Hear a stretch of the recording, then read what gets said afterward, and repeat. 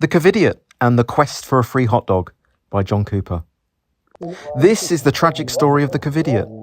The Covidiot couldn't think for himself. He trusted the authorities no matter how ridiculous their rules were. He did everything he was told no matter how absurd it was.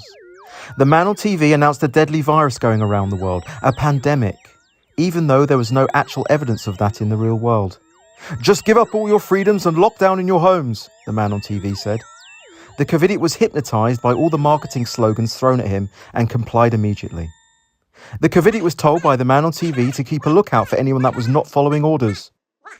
He saw a man walking in his neighbourhood, breathing fresh air and therefore putting everyone at risk. The Covidiot had to do his bit for the community and decided to report him to the police. The Covidiot needed to go for his essential shop. He decided it was better to be safe than sorry and drove in his car alone with his mask on. As he was driving, he saw all the gyms were closed, but McDonald's was allowed to stay open. "They really do care about our health," cheered the Covidiot. "Stay back 6 feet," the Covidiot shouted in terror as someone came close to him. The Covidiot made sure everyone he saw were no closer than 6 feet from him. Any closer and the Covidiot thought it would almost certainly catch the virus. As he walked around, he noticed the books, toys, electronics, home decor, bedding, gardening supplies, sports equipment, makeup, craft materials, stationery, furniture, seasonal items and outdoor gear were all closed off from the public. Yet the alcohol section remained fully open. The Covidiot didn't see any issue with this as he strolled past.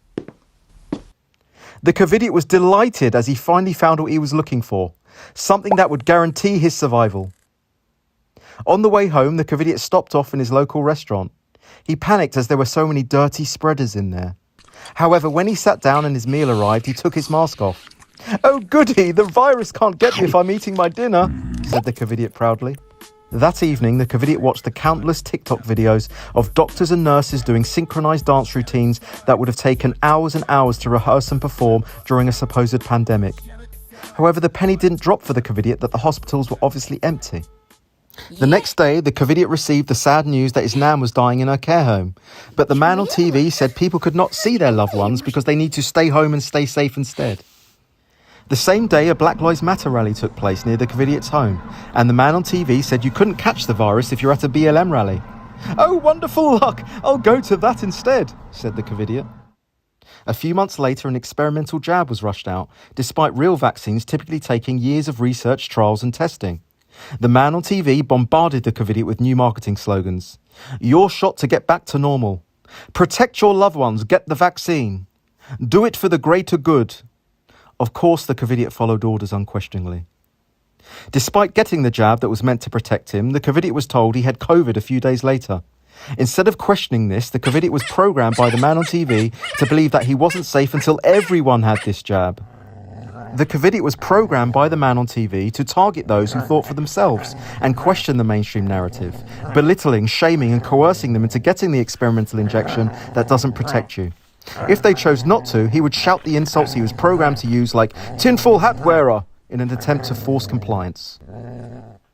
That weekend, the Covidiot went to watch his favourite football team play. Multiple players collapsed with heart issues on the pitch and there was a medical emergency in the crowd. "But this has always happened," said the Covidiot confidently and reassuringly. Just 3 weeks after his experimental jab, the Covidiot was rushed to hospital. He had a heart problem, developed blood clots and got a turbo cancer. But he just couldn't connect the dots. "I must have long COVID," sighed the Covidiot. The man on TV was now moving the goalposts and saying one jab wasn't enough and that everyone now needs a second jab to be fully vaccinated. Only then could they have their freedom back. "I have no choice but to take the second jab," said the Covidiot, who had only just got out of hospital. "I mean, how else can I have a holiday in Mallorca?"